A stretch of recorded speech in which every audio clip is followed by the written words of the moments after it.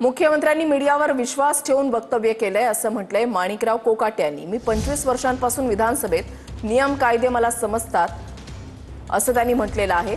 तर कोकाटेंचं वर्तन हे भूषणावह नाही। कालची फडणवीसांची ही प्रतिक्रिया होती। कोकाटेंनी विषय वाढू नये आणि संयमी भूमिका घेण्याची आवश्यकता असल्याचं प्रवीण दरेकरांनी म्हटलंय। असं वाटतं की अतिशय चुकीचं आहे।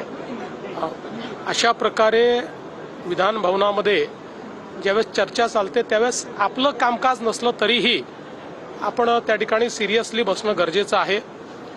साधारणपणे एखादे वेळेस असं होतं की तुम्ही कागदपत्र वाचता, बाकी गोष्टी वाचता, पण रमी खेळतानाचा व्हिडिओ हा काही निश्चितच योग्य नाही। अर्थात त्यांनी त्या ठिकाणी खुलासा देखील दिलेला आहे की मी काही रमी खेळत नव्हतो, अचानक ती पॉपअप झाली। पण ते जरी त्यांनी सांगितलेलं असलं तरी एकूण जे काही घडलेलं आहे ते काही आम्हाला भूषणावं नाही। बरोबर आहे, मुख्यमंत्र्यांना ब्रीफ मी या ठिकाणी केलेलं नाही।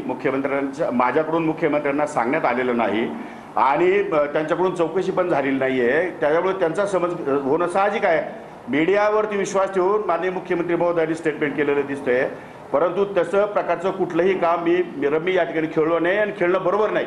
मी 25 वर्षापासून विधानसभेमध्ये आहे। विधानसभेचे नियम कायदे मला सगळे समजतात। विधानसभेमध्ये काय करावं, विधानसभेमध्ये काय करू नये, विधान परिषदेमध्ये काय करावं, काय करू नये याच्या नियमाची मला पूर्णपणे काळजी आहे आणि हे 25 वर्षापासून मी ते नियम पाळतो। आता सुद्धा मी नियम पाळलेले आहेत। या विषयावर आपली बाजू आणखी ताकदीनं मांडण्यापेक्षा मला वाटतं आपण दिलगिरी व्यक्त करून जनतेच्या भावनांचा आदर केला पाहिजे।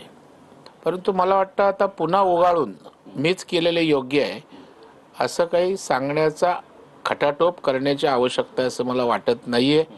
विनाकारण विषय त्यांनी आपल्या बाजूने वाढवू नये असं माझा त्यांना मित्रत्वाचा सल्ला किंवा विनंती राहील।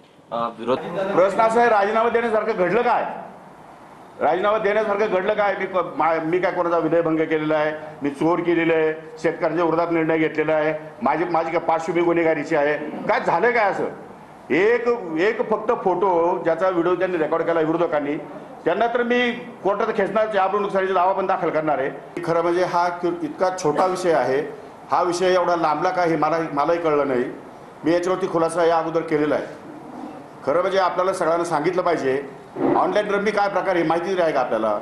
ऑनलाईन रम्मी खेळत असताना त्याला मोबाईल नंबर त्याला हे करावा लागतो, त्याला जॉईन करावा लागतो आणि त्या दृष्टिकोनातून कुठेही चौकशी केली तर ज्या दिवसापासून ऑनलाईन रमी सुरू झाली आहे त्या दिवसापासून आज तागत 1 रुपयाची सुद्धा रमी मी या ठिकाणी खेळलेलो नाही। मला रमी खेळताच येत नाही। त्यामुळे अशा प्रकारचा आरोप तो एकदम बिनबुडाचा आहे, चुकीचा आहे।